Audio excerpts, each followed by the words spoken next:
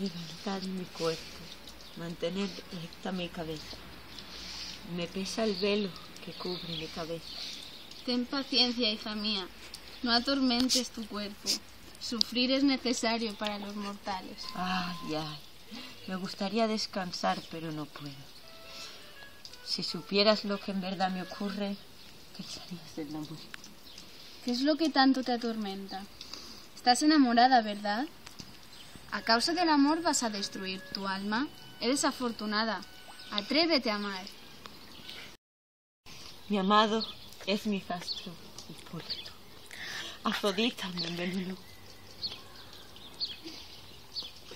No pasa nada, mujer. Díselo. Proclama al mundo entero que estás enamorada. No temas. No digas tonterías. Estoy destinada a morir por amor. Es inevitable. He intentado hablar con él 3 veces y no lo he logrado. Soy incapaz. Le escribí una carta expresándole mis sentimientos, pero me rechazó. El amor me ha llegado tanto más recio cuanto más tardío. Me quemo y en mi pecho guardo una herida sin boca. Ahora solo me queda dolor y más dolor. ¿Sabes? Una vez lo vi y no pude quitarle la mirada de encima. Pero me volvió a rechazar, ignorando mis insinuaciones.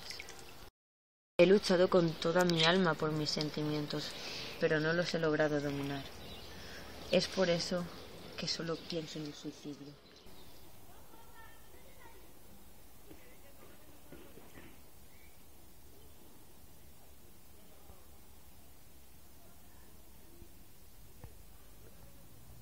Páralo.